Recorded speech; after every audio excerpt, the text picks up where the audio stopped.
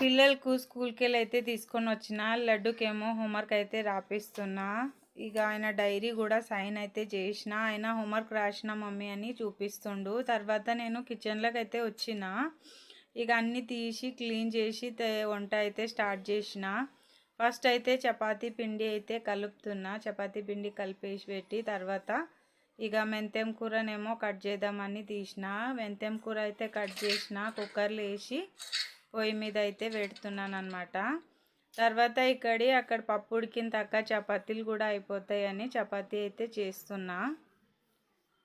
చపాతీ చేసినాక ఇక ఇంతవరకు పప్పు అయితే ఉడుకుతుంది అని చపాతీ చేస్తున్నా. అక్కడ చపాతీ అయిపోయినాయి, పప్పు కూడా ఉడికింది. పప్పు అయితే తాలిపేసిన. ఈ కిచెన్ హాలత్ అయితే ఇట్లా ఉంది. ఇక పరిస్థితి మొత్తం అయితే క్లీన్ చేసుకున్నా. కిచెను క్లీన్ చేసుకునే వరకల్లా మా ఆయన అయితే వచ్చేసిరు. ఆయనకైతే స్నాక్స్ అయితే ఇచ్చిన. తర్వాత అన్న ఇక వంట కూడా రెడీ అయింది, వేడిగా ఉంది, తింటే అయిపోతుంది, తినండి అంటే సరే తీసుకొని రా అన్నారు.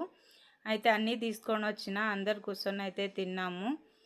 తిన్నాక హాల్ పరిస్థితి అయితే ఇట్లా ఉంది. ఇక అందరు తినేసి వెళ్ళిపోయారు. నాకైతే ఇట్లా ఉంటుంది కిచెన్ పరిస్థితి. మొత్తం క్లీనింగ్ అయితే చేసుకున్న. హాల్ మొత్తం క్లీన్ చేసుకున్నా. ఎందుకంటే నాకైతే క్లీన్ ఉంటేనే మంచిగా అనిపిస్తుంది. ఎంత లేట్ అయినా పర్వాలేదు కానీ హాల్ మొత్తం నీట్గా ఉండాలి అన్నమాట. ఇంతసేపు అయితే క్లీనింగ్లోనే పోయింది నా టైం అయితే. తర్వాత కిచెన్లో కూడా మొత్తం బాసన్ తోమేసి కిచెన్ కూడా క్లీన్ మొత్తం చేసుకున్నాను అనమాట. ఫైనల్గా నా పని అయితే అయిపోయింది.